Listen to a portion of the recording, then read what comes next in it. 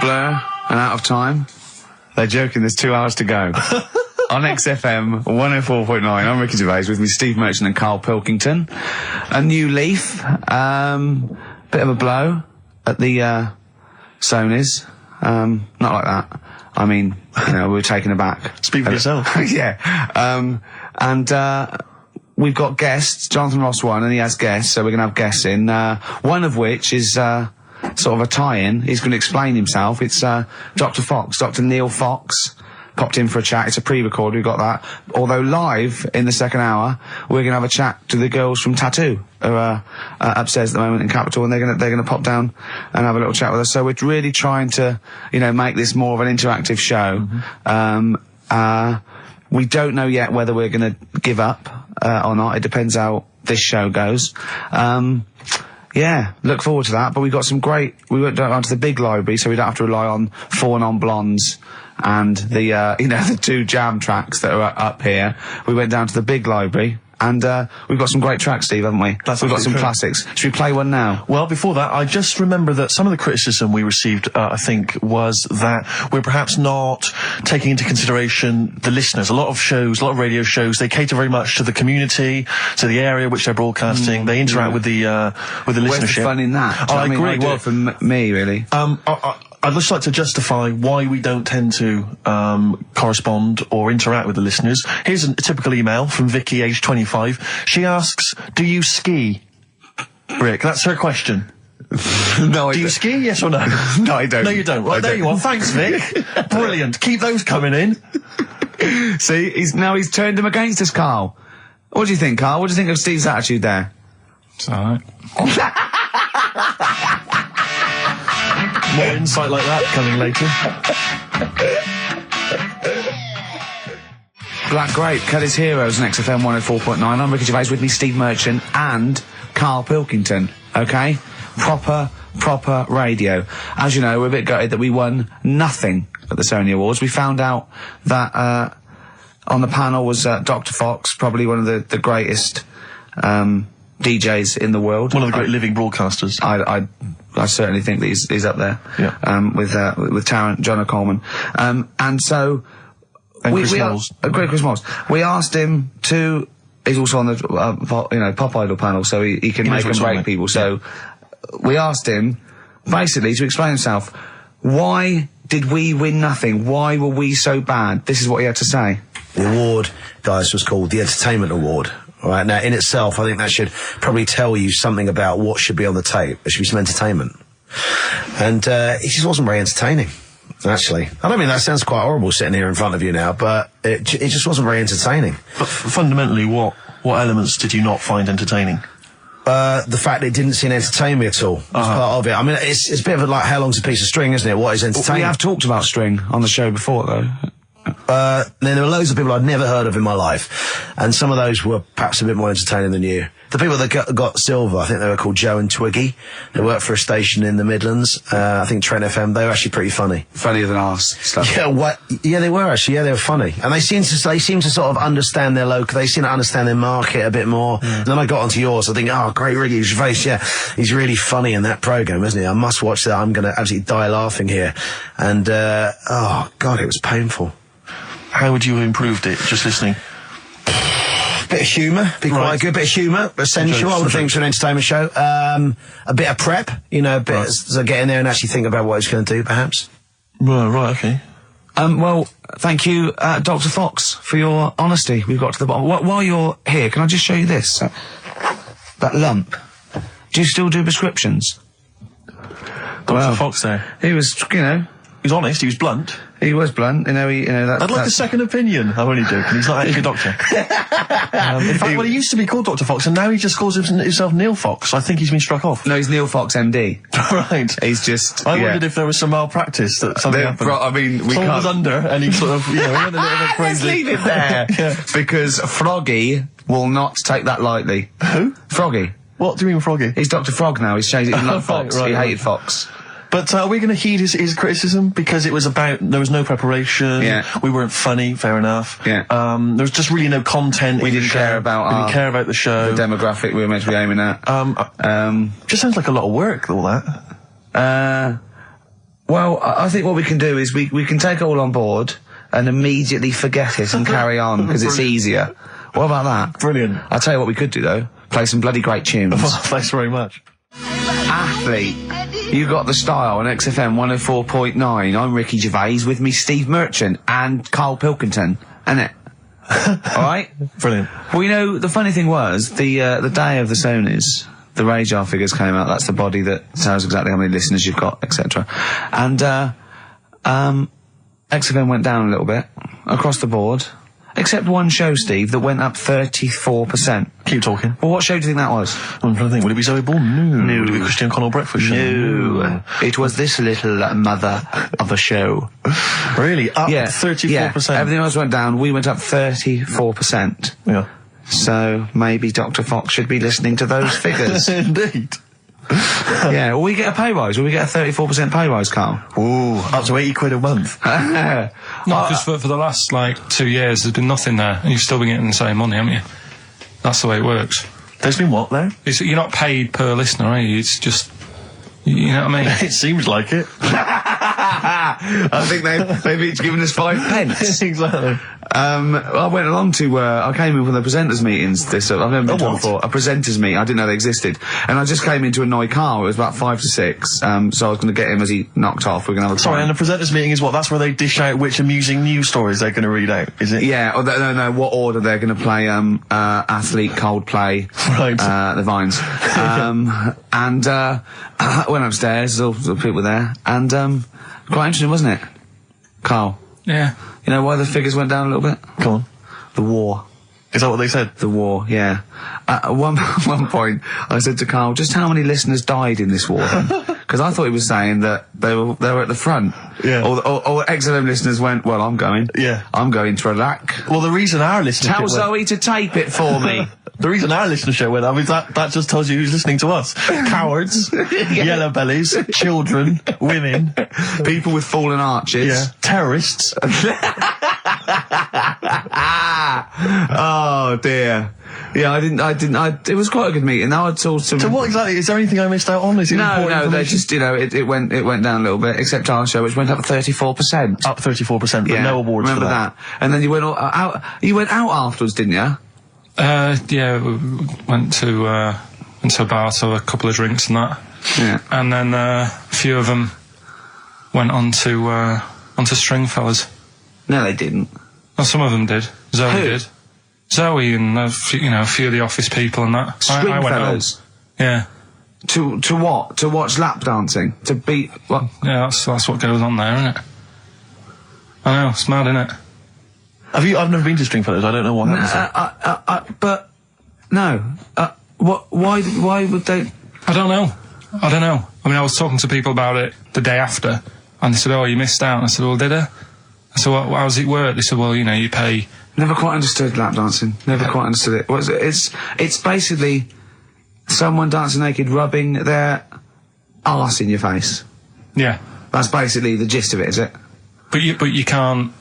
The rules is you can't touch. Do they do a home service? I just think it's nearly. I've got to be careful what I say here, but it's sort of, I'm dissing Stringfellows or anything, but is that not sort of like one step down from prostitution? That's such an antiquated. What are you from the 19th century? No, but I mean, what? It's like Well, I don't quite understand it. Have you? I don't get it. Because the thing is, I said, how does it work? They said, you pay 20 quid, you get some clean money, sort of like little vouchers that you stick in the knickers or whatever. Oh, God. Clean money? Yeah. Disinfected money, okay. Well, just like vouchers. Can you put loose change in there? Because I got a lot of that. But, I owe you. Yeah. Yeah, go on. 20 quid it is. Right. And, I just don't get it, because, I mean, I'm not tight with money or anything, but No. you pay your 20 quid, they dance in front of you, but you're not allowed to touch, which to me is like going to a restaurant, ordering a nice big warm dinner, how they put it in front of you, and it's like, well, you can't eat it, and you're saying, but it's going cold. I love the idea of some bloke sitting in Stringfellows, businessman, right? He's paid £20. There's an arse waving in his face, and he's going, "Can I not just?" They go, "Don't." So he goes, "It's going cold." Look at it! It's going cold! Oh, that is brilliant. It's going cold. That is, I mean, see, Karl in the week was saying that he doesn't like sayings and phrases and metaphor and analogy, and I was going, you know, and he thinks it's sort of like, you know, one step away from poetry. But he comes out with the most evocative phrases. That is a straightforward analogy. Lap dancing is like being given a meal that you can't eat. See, that's great. That's how you saw it, and that's so much better than saying it's mad, you can't touch, or it's a waste, or, you see what I mean? we were trying to inflame his enthusiasm in the week, and I said about different phrases, and he goes, well, why not just say the actual words? I was going, well, it's more poetic, and I told him the Isaac Newton one. If I have seen further than any other man, it's because I've stood on the shoulders of giants. And I said, well, that's because, you know, he's saying, you know, I'm getting lauded for being this great scientist and all these discoveries and being a genius, but I'm saying, you know, if it wasn't for those scholars before me that had come up with what they come up with, you know, I wouldn't have got this far. Karl went, what did you say? I just said, well, I prefer him to give me a name check. Do you know what I mean, though? If he stood there and he's saying how good everything is, don't just class me, don't sort of put me in with a load of other people. Give me a mention. If you were one of the other scholars? Yeah.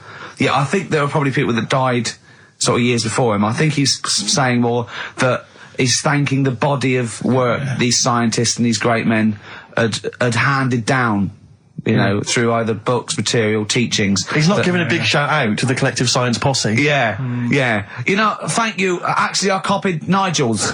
He's not saying that. I was like earwigging. I heard what Nigel said about it, about the third law. Do you know what I mean? Yeah. I mean, I look into sayings and stuff a lot more and see if they work. Well, one that happened a couple of weeks ago, right? You were talking about the you can't have your cake and eat it. Is that what you said? Well, I never understood that, because I thought, well, what's the point of having your cake and not eating it, rather like your lap dancing analogy? But it actually means you can't have eaten your cake and still have it there, obviously. Exactly.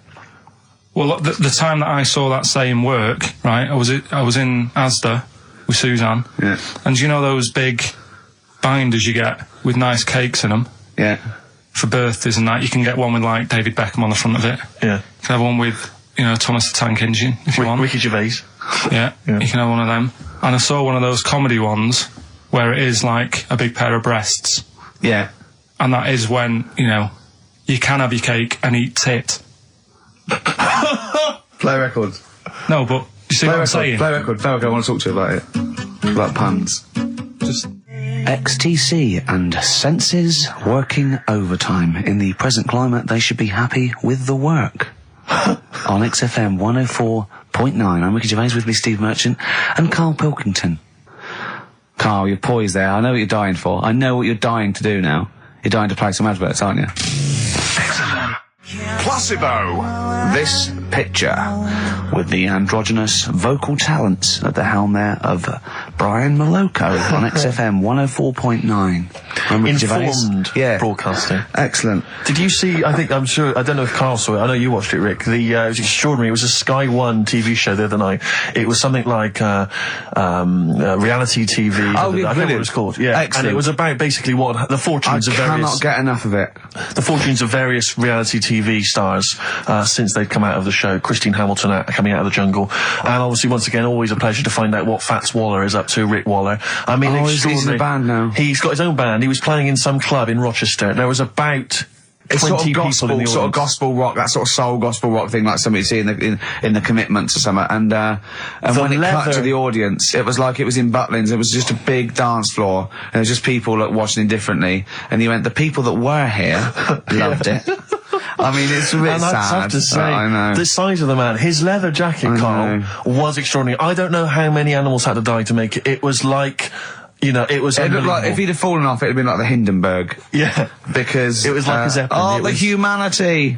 It was extraordinary. I still think when I see him wearing a coat like that, it looks like he is stood on the shoulders of two other people, and it's just a joke. It's just like a circus act or something. Yeah, because his head doesn't make sense. It looks like it's one of those things that you steam yourself in. You put your head out that. Is that a machine you're in? No, it's a coat. One of those old-fashioned iron lungs. Oh dear. There but were some he's- magic moments. But there was a great, because once again, I mean, I missed a lot of the first series of I'm a Celebrity, Get Me Out of Here, but it showed once again the moment with Darren Day. Darren Day, a lovely guy, but that moment where he went off and sat on a rock and came back and he'd written a song. I know. Which he just, and I can't, it was sorts of things like, I'm in a hotel room in another town. I know. Don't. And it was like something you'd write when you were 14. It was unbelievable. They showed it again. It's just stunning. I love songs you write when you're 14. It's like your first sort of like song where you know 3 chords, and it's always stuff like, there's a man, he's a lonely man, take a look at him, he looks a bit like me. Yeah. It is me. It's that sort of thing, like when you want to play it to someone and you want them to go, my God, you're deep. Yeah. My God, you're brilliant, aren't you? And that's about you, is it? Oh, yeah, it is, yeah. I have to say, this is such a terrible confession. When I was doing a school play once, when I was about that age, 15, right, there was a girl who was in the cast with me, right, and she sort of, she was giving me the eye. I was thinking, yeah, well, I kind of thought she was, right? And there was class. But there was another guy. There was another guy there as well. I was sort of competing for affections. Oh, no. And he was quite a witty guy. His name was Scott Hansen. He had long blonde hair. Exactly, yeah. And I thought, well, the way to impress her, because I was 15 or whatever, I thought I was pretty smart. I sat in one of the adjoining dressing rooms, reading a copy of the philosophical book, Zen and the Art of Motorcycle Maintenance, which I didn't understand, but I sat there reading it in the hope that she would walk in and think, my God, you're reading Zen and the Art of Motorcycle Maintenance. You don't go with the crowd. You don't want to come next door where we're talking about nonsense and people are flirting. We're talking about the bangles and curly whirlies. You're in here saying, look, just, if you want to come and talk to me, you're welcome, but I'm not... I'm a thinker. I bet you thought you were Kwai Chang Kane, didn't you? I thought it was like she'd think, Jesus Christ, I've never met anyone like him. That is genius. And I remember the one time she accidentally walked in, she went, oh, sorry, wrong room, and left again. And that was it. Sorry, at 15, so this is about the time you took to wearing a bow tie to I'm impress slightly people. younger wearing a bow tie. I love that. No, I used to watch a lot of Harold Lloyd films, and he always seemed to do very well. I love it. I love the idea of at 15 you going, well, it's time I went to wooing. Right. Right, on with the bow tie. Where's the Zen? Where's the pipe and my boater? Yeah, it's a time I got me a bow. Yeah. I love that. But songs are great as well. And the other thing you do, sort of when you're about 15 and 16, is start writing songs about, like, the world's trying to take a piece of me. Hey, you think I'm going down? I'm coming back. I'm against the ropes. They try to drag me down. It's like you want to be Cool Hand Luke. Yeah. They put me in this emotional prison. The man's on my back. Who? They try and take a piece of me. Who do? Well, You're 14. Parents and that, don't they? You're really comprehensive. The teachers, yeah. I absolutely love it. I still remember a poem. I'll not say his name. We're about 14, 15, and we had to write a poem, and obviously everyone's was pretty rubbish, but we mercilessly took the piss out of this bloke because I still remember the poem, and how he did it is he went through a dictionary and found things like that. And this is a poem, right? Okay, remember? I've remembered this for 25 years, right? The reason why I had to die. Did I bleed the blood of greed? What was my destiny? And when we hear this, we were laughing. I mean, for a year, we would go, what was my destiny? It was just great. Can I hear it again? I enjoyed the reason why I had to die. Did I bleed the blood of greed? What was my destiny? That's almost as catchy as Monkey News. Oh, God! Oh! I've got some monkey news for you. Let's play a record and come back, and I've got some great monkey news for you, Carl. That's from the R.E.M. album that people tend to forget about now because it was so kind of poppy and such a massive hit, Out of Time, but there are some good tunes on it. And there's one of them, Near Wild Heaven. Excellent, on XFM 104.9. Carl. Go on. Watching a programme yesterday, and it was about these Japanese snow monkeys. And it was all about how animals learn things that aren't instinctive, particularly sort of primates, because they see other people doing it, and they start a culture.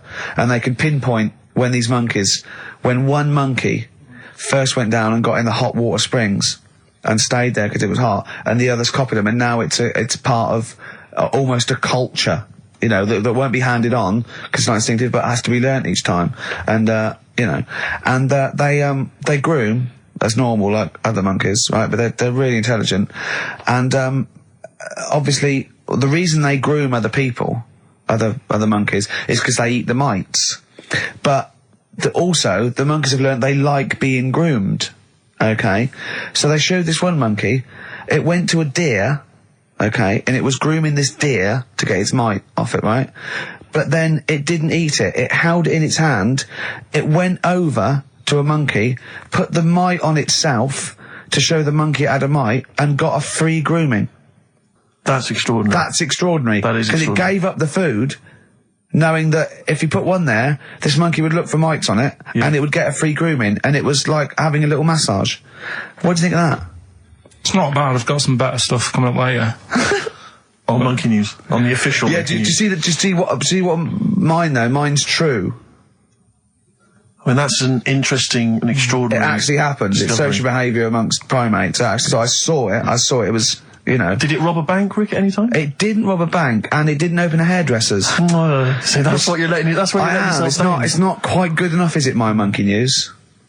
No, I got some. See the difference where I named the species, explained it slightly, told you an interesting fact, as opposed to there's this monkey, right?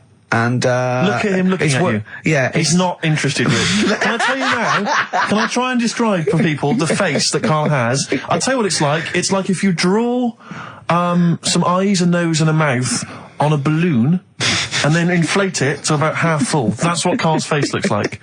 That's what his head looks like. It looks like a face you've drawn on a balloon. Very small, the rest of the head huge. It's just that today I'm a bit tired, right? That's one thing. Why are you a bit tired? I just haven't been sleeping, right? Why not? I don't know. I've got a lot going on in my head.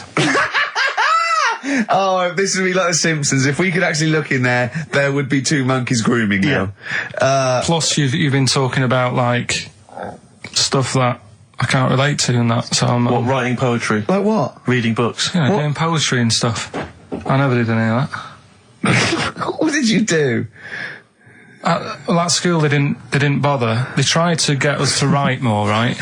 Right. By Giving you a pen? well, they used to give us these school diaries, Yeah. little red book, and it was a way that they kept an eye on what you were doing out of school hours. Right. So some kids would write down, you know, Stole a bike. yeah, Burn the house down? Yeah. But when I was at school, around that sort of 12 age, I didn't get up to much. You have no money, there's nothing you can do. So every night it was the same thing. I'd get home, and I'd have to go to the shop, right, and get some potatoes and some bread every night, right. And I kept taking this into school. Sorry, what was it? Dublin in the 17th century? Yeah. What do you mean every day you went to the shops and got potatoes and bread? That's kind of what I had to get all the time. That's what we had. Why? What did you have? Chip sandwiches? Yeah. Right, so you went to the... Yeah, you went there. So I kept With your hoop putting and that. stick. yeah. I kept putting that in the diary, you know, every night saying, went to Euphase. That was the name of the shop. What is it called? Euphase. What is it? You or you? Like H-U-G-H. phase. H-U-G-H, yeah. Oh, that was his name? Euphase, right? Right. Used Yeah. to go there, get the potatoes and Bread. and that. I love the fact someone who's named a shop after themselves. I'm not going to say what we sell. It's named after me or nothing, or I'm not owning. Mainly potatoes and bread. White sliced loaves, King Edward's. And the teacher used to always say, just write something different in there, make something up. Because like, you know, Monday, Tuesday, all the way through to Friday, every night, it was just, went to Euphase. Went to you. So you sort of... You Are came you to... sure it wasn't an advert? Sure he wasn't paying you to say, get my name in the book? Yeah. The only time that it changed, and she said, oh, that's made it a bit more interesting, was when it was my birthday and I had to buy a cake. Potatoes and a cake. And she said, oh, that's good. Yeah. That was my 13th birthday. My mum said, I got home from school, she said, oh, you're 13 today. Teenager, big turnover. Go and get a cake. That's your experience of writing. No, what? Well, No, kind that's of, your yeah. experience of your 13th birthday. Oh, by the way, you're 13 today, go and get a cake. Yeah. Brilliant. Big surprise? Was it a big surprise? Yeah. yeah, that is brilliant. I love it. That's the only sort of writing. Well, Yeah. and they never asked you to write essays or stories? Did you anything? never write a story or a poem or a... The stories I did earlier on were, you know, you made them up, but it was that thing that I'd always end them with, and an alarm went off and it was all a dream. Every single one of them. Yeah. But they didn't, I mean, it was a bit of a... I bought some potatoes and some bread, then I went and it was all a drink. Then I went to shops and bought some potatoes and bread. But did you ever do anything that write about an adventure when you were a spaceman, or you were you were a cowboy, or...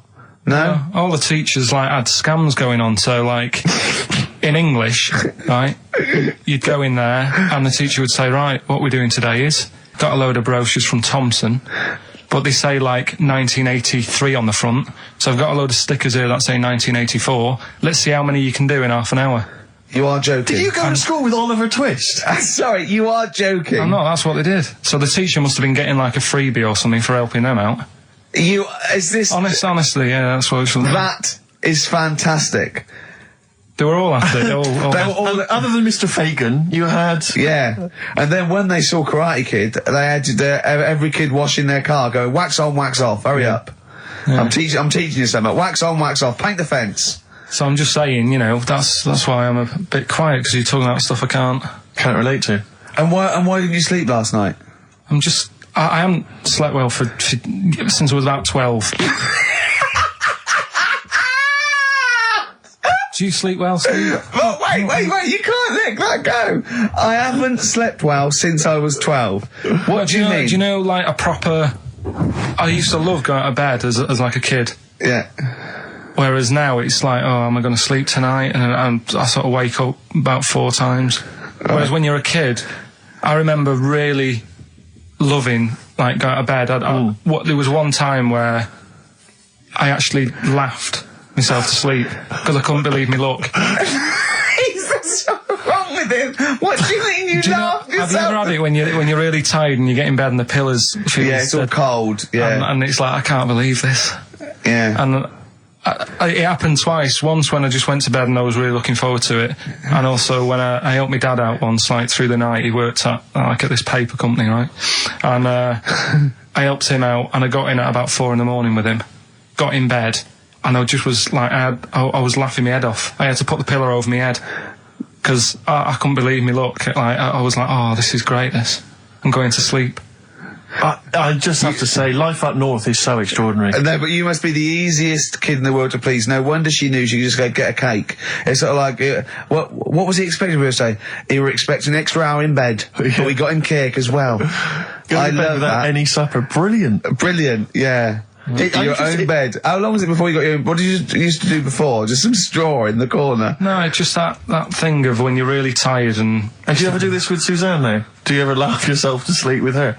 No, that's what I mean. She can't sleep because you're chuckling away. I don't know what's up with me. I've got a lot going on. What do you mean you've got a lot going on? I don't know. I was talking to the security bloke before saying, do you sleep? Have you got much going on in your head and stuff? And I don't know. No, he wasn't insulted by that, I'm sure. Going up to someone and going, have you got a lot going on in your head? That is brilliant. It worries me. It's interesting that your lack of sleep coincides with the diaries and the writing of the bread and potato story every day. I don't know if once you had that responsibility. Why don't you every night go to Hugh Fay's, get some bread and potatoes, you don't have to eat them, then go to bed, and I think you'll be chuckling yourself to sleep in no time. Radiohead, they're their new single. Nice. On XFM 104.9. Now listen, some DJs are a little bit lazy. They get playlisted, or they get people to phone in with requests. Mm-hmm. I mean, they sort of work out what they're going to say. Now, we choose our records, don't we? Mm. But we are very lazy. Yes. So I thought, why don't the people phone in, say, what do you want us to talk about? Clever. Yeah? Clever. I mean, because I'm out of stuff. And I didn't come in with any stuff anyway, but I mean, I'm out of just... Yeah. What's the number, Carl? Sorry, are you out of breath having finished that sentence? No, I've been squeezing his head. Ah, right. Fine, as long as there's a decent reason. What I do, my technique, I'm only allowed to squeeze his head between 1 and 3, aren't I, Carl? Yeah, that's right. And what I do is I get ready. There's one I do the clamp either side of the temple and I squeeze. And that's dangerous because I think the head isn't as strong that way. So I don't go too fast. But then when I put one on the forehead and one on the back of the head and I squeeze, I go really hard, don't I? So do call in with stuff to talk about on 08700 800 1234. See, I don't know what Dr. Fox is talking about. I can't believe any of the award winners have ever spoken about the various techniques to use while squeezing a person's head. And then phone in, what should we talk about? I'm stunned at Karl's rudeness, okay? That's badly drawn boy, by the way, all possibilities. There's a lovely chap just calls in saying about, and Karl, because the record's ending, he doesn't say, oh, I've got to go to the record's end. He went, yeah. And he, but, so. He's probably still there. Well, Cut him off. Well, just check if he's still there. He doesn't want to be on radio. He said he didn't want to be on the radio, but I think he should apologise.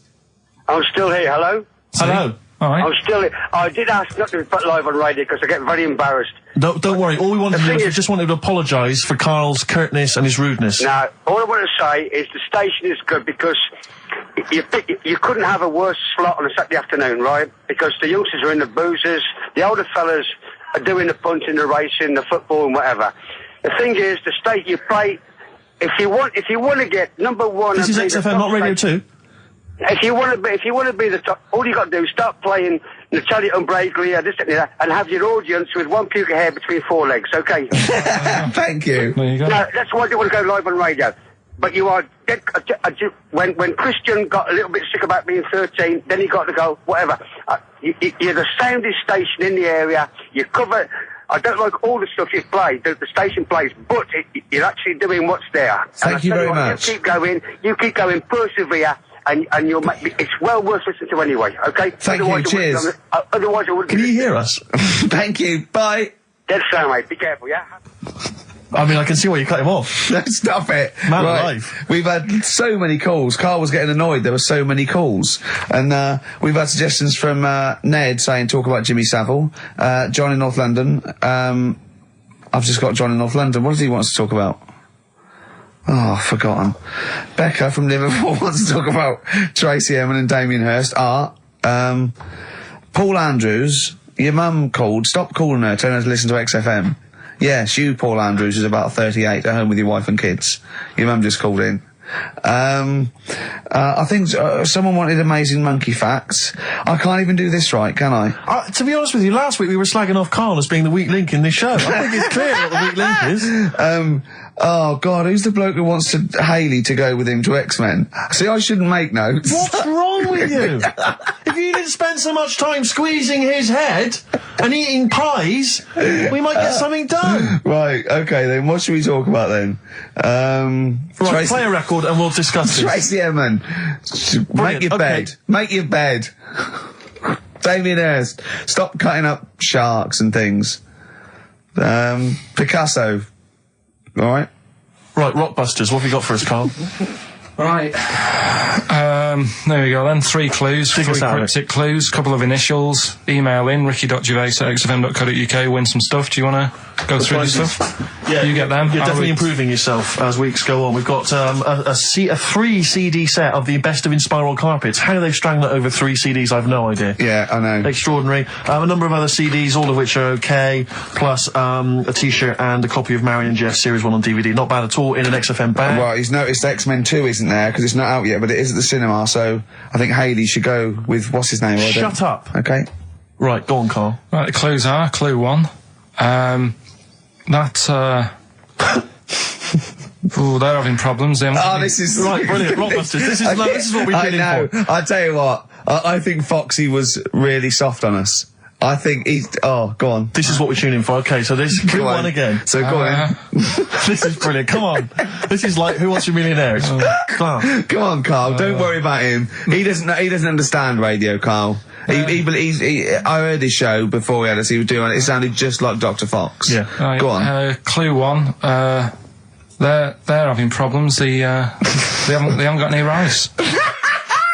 Say it again and say it like it's written down. Right. Say it like it's like you're reading it as opposed to making it up as you go along. I know you are, but say it again, because all the ums and ahs people think are integral. They're having problems. Do it again. They're having problems. They haven't got any rice left. Different. A cryptic clue every word. That's the matter. I love that. What's the initial? CC. CC, and the clue again. They're having a few problems in that. Because they haven't got any rice left. Different every times. Go on, that's number one. Second one, the Geordie fella doesn't know what he's been charged for.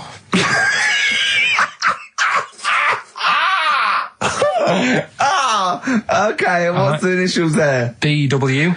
The Geordie fella doesn't know what he's being charged for. Right. And the final one, if he had 2 bricks and he had to throw them at 2 women, right? Stop! Right, you've got to go through this without going, right? Oh, no, yeah, just do it again. Just say it again. Think what you're going to say, then say it. I had 2 bricks. Oh, no, it was if I had before. Well, I've got to put... Stop it a minute! Stop! Because I'm going to burst. Right, Carl, work out what you're going to say and say it. Right. Okay, just calm down. Okay, Can we just everyone calm down? Okay, right. I had 2 bricks to throw at 2 women, and I didn't hit either of them. Right, okay. The initials MM. Right, so Okay. quickly again. They haven't got any I've rice. got that! I've got that, and it's brilliant! That is a brilliant one! Okay. Right? They've run out of rice, they've got problems on their hands. CC. Right? The second one, Geordie fella doesn't know what he's being charged for. Right? BW. And I had 2 bricks to throw at 2 women. Didn't hit any of them. Right? That's MM. Email in, ricky.gervais@xfm.co.uk. Brilliant, play a record. Win some stuff. from It's that. email only, ricky.gervais@xfm.co.uk. Evan Dando and the Lemonheads, that's a track called Rudy with a Flashlight. Of course, Evan's got a new album out, but working for an alternative radio station, Rick, it would be ludicrous to think there was a copy of that lying around. Oh, do you know what I mean? But email only the Rockbusters, that's what this is all about. Rockbusters. Coming up soon, Monkey News. Indeed. Plus, of course, I have very special guests this afternoon, Tattoo. Oh yeah, be in a minute, won't I it? look forward to them. Adverts? Yeah. XFM. White Stripes, Seven Nation Army. On XFM 104.9. Carl, are you thinking of starting a family? Only if, like, an accident happens or something. Yeah. Were you there, Rick, when we were chatting about this the other day? Oh, yeah, no. What did you say, Well, Carl? we're talking about his career and because he's on MTV, and I was going, oh, you got to do this now. He's going, look, if it happens, it happens. I've said to Sam, if it happens, it happens. He goes, well, what are your plans? I was saying with Gervais, she said, are we going to have kids tonight? I go, look, if it happens, it happens. I go, well, how will it happen? He goes, if a condom splits. Amazing. I love the idea that that's the way you plan for a child. Imagine telling them that. Where was I conceived? Can't remember. The condom split. Yeah. You're an accident. I love that. The romantic nature of that is Well, I was just told I was an extraordinary. accident, but, you know, it doesn't matter, fair does it? enough. Yeah, it doesn't matter. That makes a lot of sense. Yeah, but it doesn't But matter. do many people sit down and say, right, do you think we should? Yes. Well, they lay down. Yeah. I'm busy. You can't sit down, you haven't got time for that discussion. No, he doesn't mean the conception. I think he means bringing up a child till it's 18. But the thing is as well, it's one of them, innit? It's like, if you think about having one, you go, well, the sort of negatives, outweigh the positives, Yeah. I think. Right? Go on. But if you have one, you go, oh, it's not that bad, is it? So what are the positives and what are the negatives? Like I say, the negatives outweigh it. I can't think of that many positives. They get in the way, don't they? Cost you a lot. Cost a lot of money. Same with marriage. Like Suzanne's saying, we'll get married, so what for? Well, marriage doesn't cost anything. Well, it does. Well, no, if you go to the registry office and then buy a house. But then what's the point? Well, tax breaks, presents. I don't think you get them anymore. Do you? I looked into that. You old romantic. Would you rather have a ring or a 3% saving? Yeah. Oh, I love it. I love it. Well, I don't see the point anyway. I got down on one knee and presented her with some inland revenue forms. yeah. Just to show the benefits. That is great. I mean, if you are planning it, I think you got to involve me and Steve in the radio station because it'll be. I mean, you take quite a lot on, don't you? So if you've got a kid at home and you're not sleepy, you haven't slept since you were 12, you've got this, you've got MTV, you've got a kid. It might be one step too far because I wouldn't want to push you over the edge. Well, Now, see, go on, sorry. No, I just was going to say, I was talking to Suzanne last night about it and saying, about earning money and that. And she said, well, you're already sort of earn a little bit more than me. So, if you get loads of money, she said, I'd be happy staying at home and doing nothing, maybe looking after a kid. I said, oh, so that's not happening. Right. I said, I could have a load of money now tucked away. I could have won some money and I wouldn't tell you. I still want sort of that check off her every month. because I get a cheque off her to sort of pay the bills. Yeah. And I think you need to keep that in a relationship. Sure. Do you know what I mean? Work as a team. Yeah. Yeah, that's not working as a team. Of course it is. Well, no, you share everything. Sharing everything is working as a team, whether you earn most or whether stashing some 35 grand back. It's not like you think that, oh no, I won the pools, but I give her half, she'll get lazy. She'll just sit around the house doing nout. So she's still got to go to work in a job she hates. Yeah. I'll tell you though, she thinks that it'd be the worst thing that could happen if we got a load of money. Because she'd want to go to Egypt. I'd say I'm not going. Why would she want to go to Egypt? I don't, that's what I said. No, why would she? Why does she want to go to Egypt if she wins a lot of money? She said it's meant to be pretty good. So the incredible wonders of the pyramids and the Sphinx and so on, that's not of any interest to you? I've seen it though on the telly and that. I don't want to go all that way just to see it. Exactly. Right. Yeah, exactly. That's To experience other cultures, other lifestyles, travel broadens the mind. Wow. You don't. No, not really. You've seen enough different ones here, haven't you? Yeah. There's parts of Wiven. Oh, you haven't seen yet. Yeah. Okay. Well, you don't want to make enough money. You don't want to make a lot of money because you're worried that Suzanne might want to go to Egypt. And then that'll be... No, and that's going to tear you apart. I don't want to tell her that I'm making a lot of money. I can still tuck it away. Right. And what will you do with it? When are you going to spend it? When you turn up in a big converted limo, go da da da da da da da da da da da da. Come on, we're going to bingo. Where'd you get the car from? Never thee mind. Right? Won't she be suspicious? When you've got a pet chimp. You know what I mean? What would you spend it on? Is there nothing that you want for? No, I've never. No, there's now at the moment. Honestly, it's I'm quite happy. Do you know what I mean? I don't ask for much. But you're not happy. You're always whinging and moaning. Always whinging. Clearly, there's something wrong. What if someone gave you? Okay, right. Let's be serious. We're not talking about billions, right? But if someone gave you a cash injection, just a one-off cash payment of £250,000, okay, what would you do with it? I mean, that's too easy, because that should obviously be a house. That should be the best house you can find in London. I'd probably want to go and see a tornado. Right. That's on your list. Okay. In many ways, he's so sweet, but I want to shake him. Can I just point out to you, Carl, I don't know if you know this, but if you get caught in a tornado, you do not whisk off into the magical land of Oz. And land somewhere nice. Yeah, and crush a witch. Still in your rocking chair. Yeah, it doesn't happen. It's quite dangerous. But you'd go and see a tornado, number one, fair enough. Number two? What brochure is that in? That one? It's Texas, isn't it? Okay. Oh. Number two? Texas. So he's got tornado number one. What brochure is that in? Number it's two. Texas, isn't it? It's Kansas, I think, mainly. Well, I noticed someone's emailed here a link for, can you believe you luck, Carl? Monkeys for sale. Now, I don't endorse this in any way, but here you are. Here's a monkey for sale here. Oh, that's terrible. $2,500. It says male, very smart little guy, loves to play and gives kisses, wears diapers and clothes, has been around lots of people and loves them, healthy and loves to eat. Sounds like Ricky. How much is that? Well, it wasn't Carl, because it says loves to be around people. Yeah. There's a gibbon there. A gibbon for... Too pricey though. It's like that Donald McIntyre programme he did, that Cheapest Chimps programme. He didn't do Cheapest Chimps. He didn't do a programme called Cheapest Chimps. Saying that, but... Well, he didn't. There's at no point did Donald McIntyre do a programme called... Play a record a minute. Play a record. Oh. Cracking tune. Now, if you're down in Texas, chasing your tornado, this will be on your stereo, surely. Surely, if you're in Alabama, it'd be in... Well, he doesn't go to Alabama. It's Texas. That's where the tornadoes are. Do you not listen to what he says? Kansas. It's Kansas. Lynyrd Skynyrd, of course, Sweet Home Alabama. Always worth a play, I think maybe once a month. Yeah. Brilliant. Carl, we're talking about having kids and stuff. I've always been quite thankful that Ricky's never wanted to have kids, because I just think he would set the worst example for a child that he possibly could do.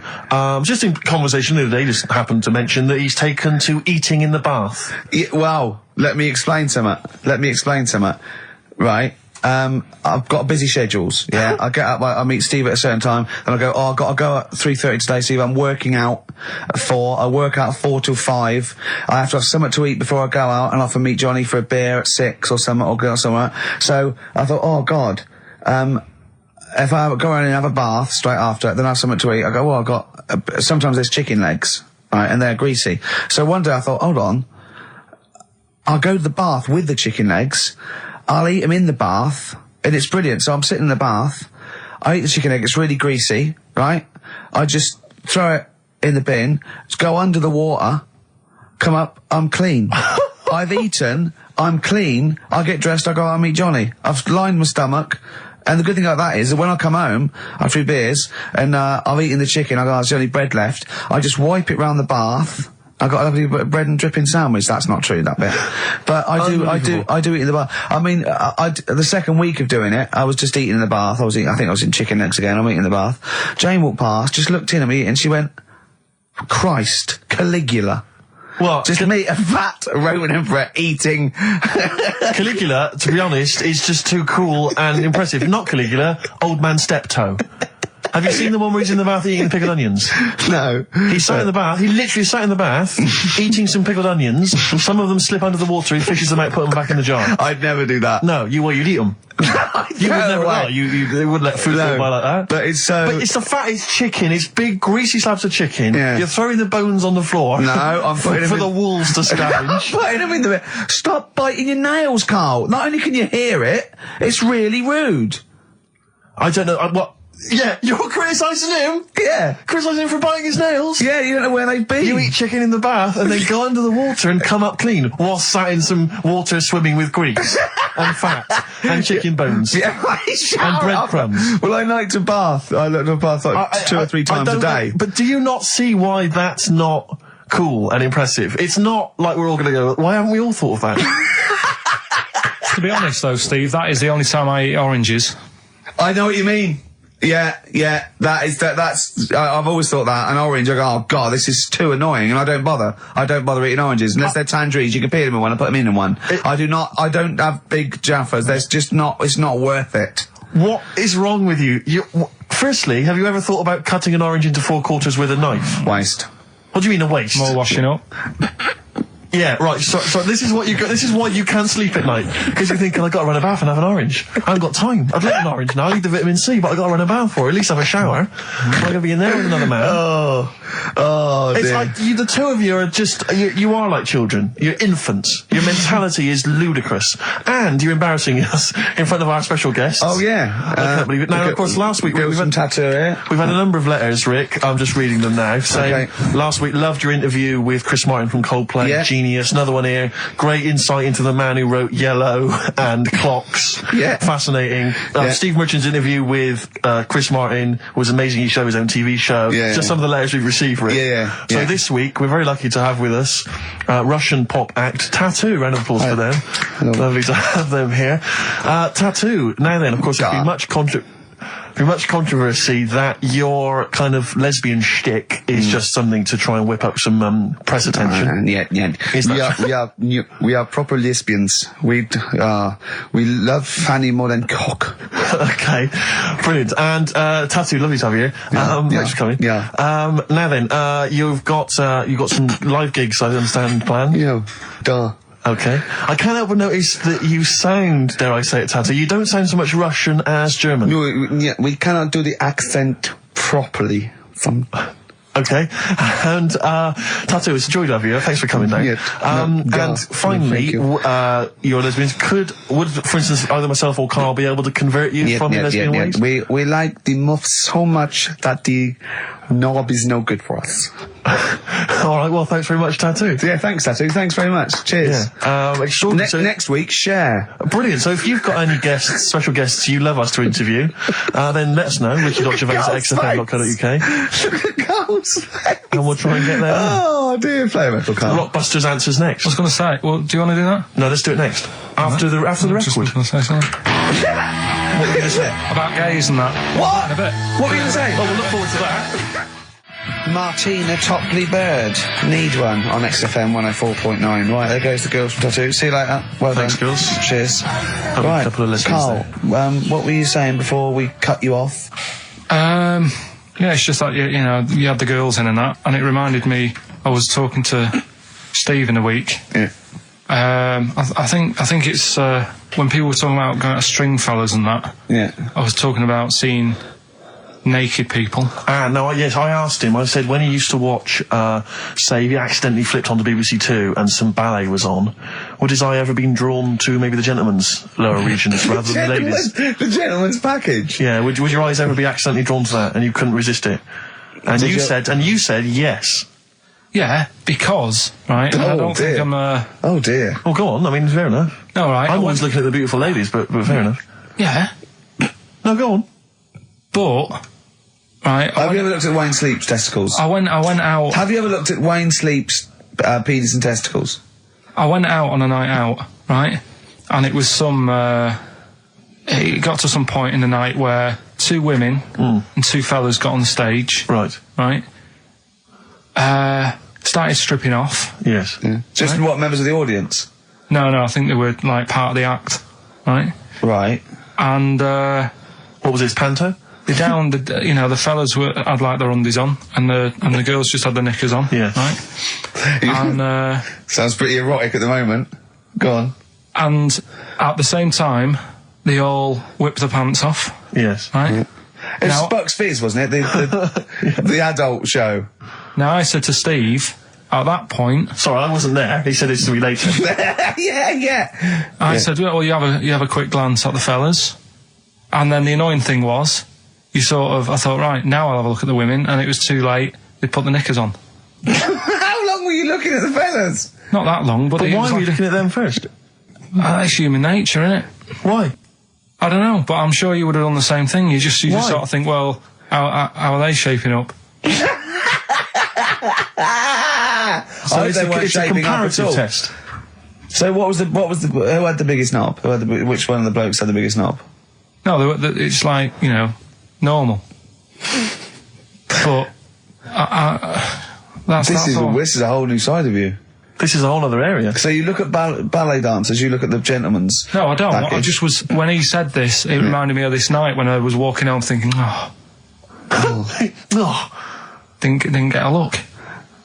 Because I was messing Where up. was this? What event was this where people are stripping off? Carl, I'll tell you what, you are the most interesting man I've ever met. But are you comfortable being nude and that? We've done this. Well, I don't know what this is. We did this last week about, are you comfortable being nude? No, I know, I was talking you're about probably that. most comfortable being nude. It's just probably not in public. Well, Ricky's only really comfortable nude when he's eating. Yeah, there's nothing to get, Yeah, you can just wipe spilt on yourself it. down. Yeah, you just sit in the bath, yeah. No, but I talked about that, and then when I went home, I was talking to Suzanne about it, and she said, "What's all that about? You don't like being nude, right?" And I said, "Well, it's not." It's like I'm part of an Alan Bennett play. It's just, I love the way you talk. Remember once, right? I don't know if I should talk about this really, but Well, that means you should, so go on. Go on.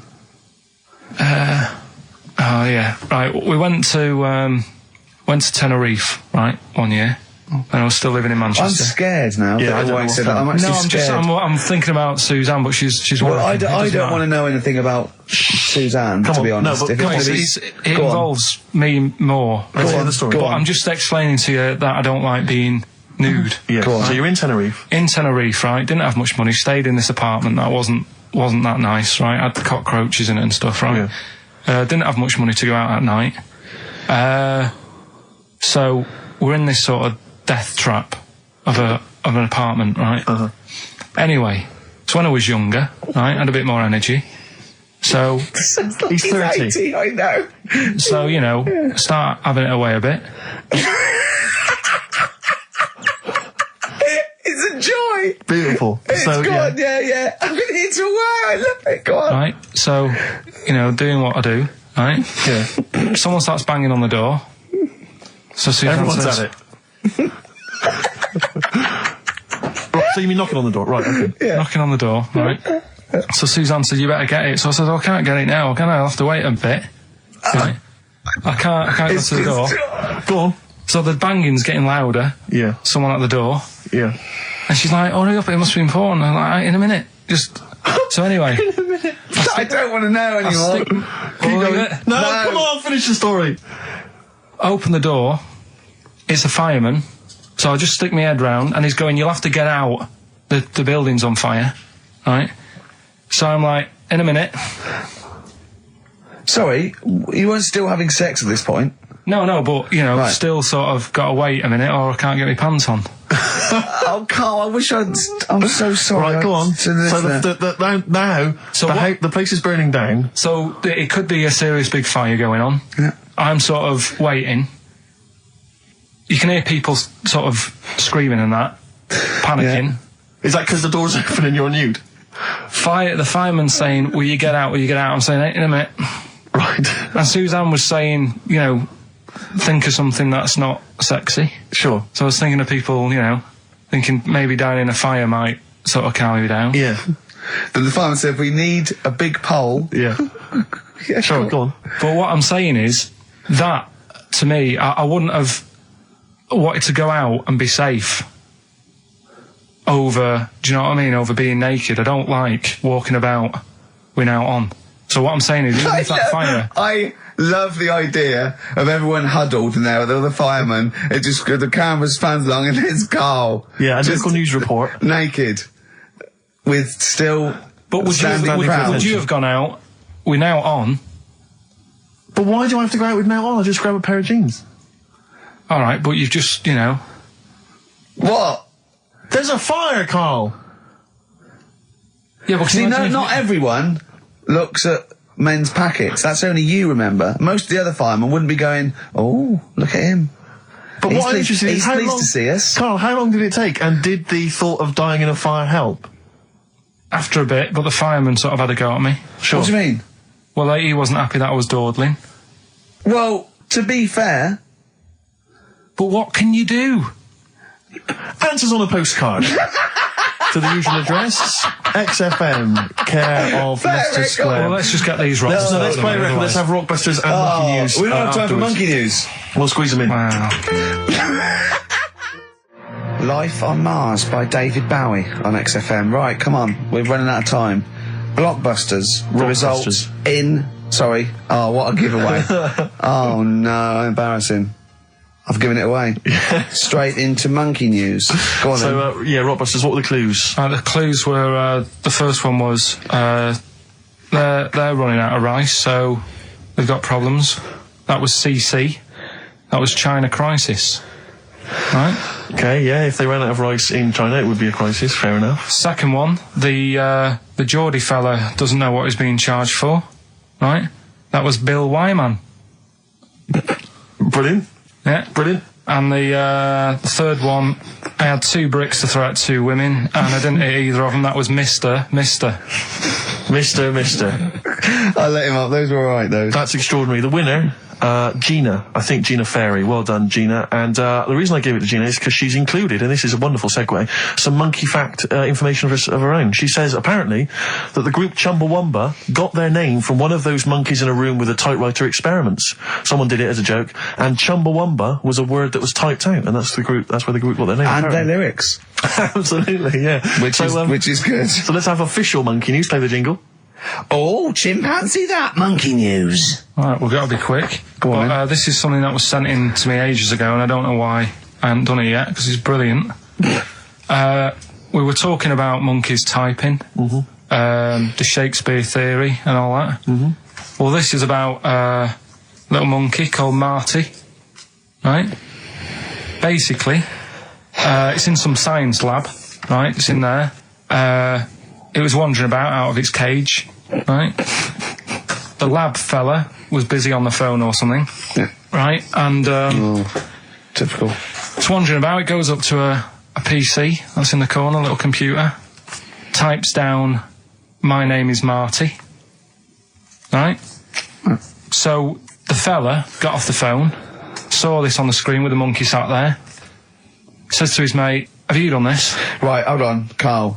Let him finish. Before you question, always let him finish. I don't know what to do. Time's against us, come on. He said, "Have you done this?" He says, "Done what?" He said, "This on the screen here saying, 'My name's Marty,' right?" He goes, "What are you talking about?" As he's having an argument with his mate saying, "You're lying, you did it," monkey's sat there typing, "This isn't a practical joke, my name is Marty." Right, and that's the end of the story? I'm not coming in next week. I think we need a week off. I actually think we need a week off. He's doing a web chat or something. You can go online and have a chat chat with it. The monkey's doing a web chat. I don't know. Has he got his own Carl, website yet? His favourite Buffy the Vampire Slayer? Have a look at that. Have a look at that. Right. Do you believe that, Carl? It's all there. No, but do you believe it? Do you believe that monkey could type that and then say this is not a practical joke when he's still arguing? Weird, isn't it? Oh. What do you reckon, Steve? Yeah, well, it's obviously a wind-up. It's a joke. It's not even... You haven't even got some of the facts wrong. It's just a wind-up. Have you noticed the date? Is it April the 1st? It is April the 1st. You are joking. That it was sent. You're an idiot, Carl. It was sent on April the 1st, Carl. So you're saying the monkey knows it's April the 1st, but you And don't it's doing believe... a wind-up, yes. Yeah, I think the monkey has thought, I'll do it on April the 1st so that people think that it's a wind-up. In actual fact, I am a monkey that can type and read. It's a shame you never went into investigative journalism. You could have brought down, you know, the poor Watergate Carl. scandal. Poor Carl. Well, I was thinking of a song that sums us 3 up. Yeah? What are we? What do you think? How would you sum us up? Tricky. Well, young, gifted and black. True enough. Apart from a couple of them. Yeah, well, we're not gifted. No. And we're not very young. No, I'm certainly not. Shall we take a week off? Yeah. Should we maybe just knock it on the head altogether? We'll take a week off and see what happens. Okay. See you next... No, let's not see you next See you in week. a couple of weeks. Yeah. Cheers then, Carl.